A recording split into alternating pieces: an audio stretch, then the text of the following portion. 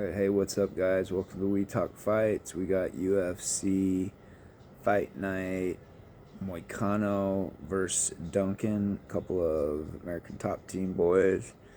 It's kind of weird that teammates are fighting each other, but it's not the first time they've done it. They've had one recently, and they got another one coming up soon.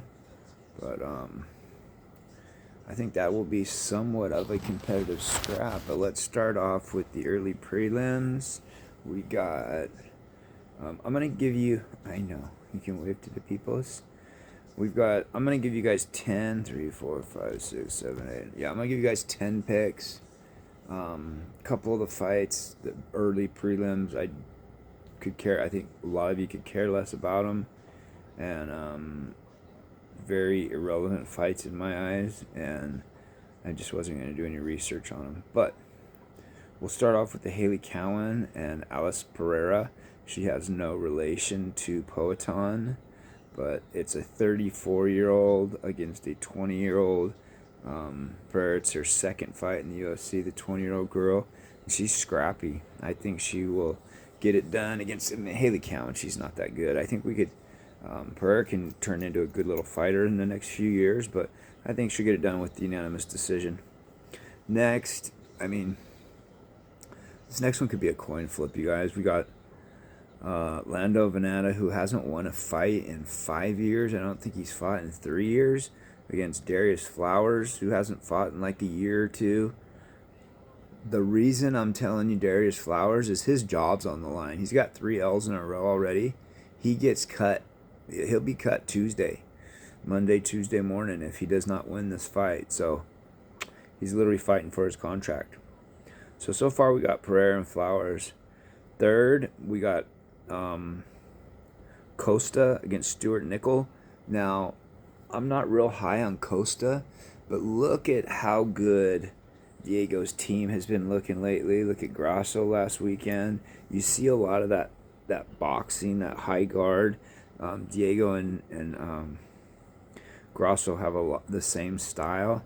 And supposedly Costa had been injured and now he's good, so we'll see if he does shine in this fight. But I know he's a heavy favorite. I think like minus 400 or 500 or something like that. We'll go Costa. So this next fight, Thomas the Train Peterson better get it to the ground against this Guillermo Pat or he will lose. It's wrestler against striker. I don't want to call it grappler against striker because I don't think Peterson has that great of submissions, but he will definitely try to get it to the ground.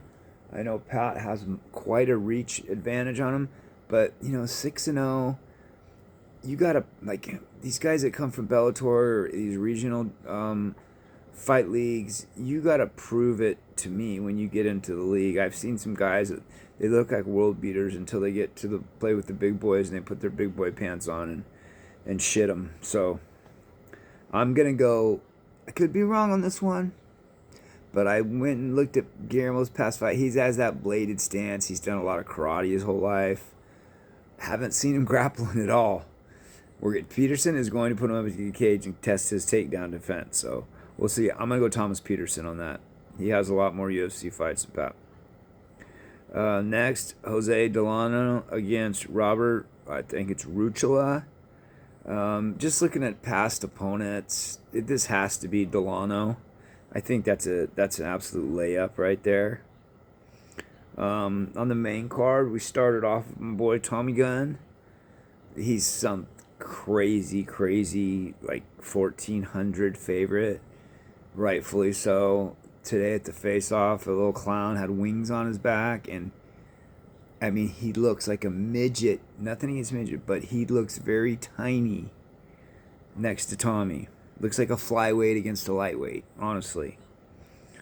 I'm gonna go like second round sub Tommy, maybe even KO, TKO, something like that. Maybe ground and pound, but I would guess a sub. He'll break him down a little bit first.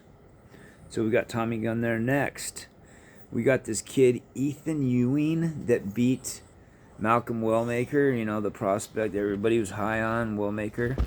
Okay, see you later, mama. Against Rafael Estevam. Esteban's 14-0, and he's had some good opponents. Just because you came in on short notice and beat Malcolm Wellmaker doesn't make you a world beater. I'm going to take the 14-0 kid and go Esteban. So we got 3 left. It's Brandon Ribeiro against Yakayev, I believe his name is. This dude has like 30-second finishes. I think he'd finish Ribeiro in that amount of time too. Ribeiro is not good. I think he gets it done early first round. I looked up the odds. He was minus 330, I believe, to get it done in the first round, but he's minus 2,000 to win the fight. So then we got the co-main and main event. In the co-main event, it's Verna. I don't want to be mean here. It's Verna Jandroba against Baby Shark, Tabitha Ricci.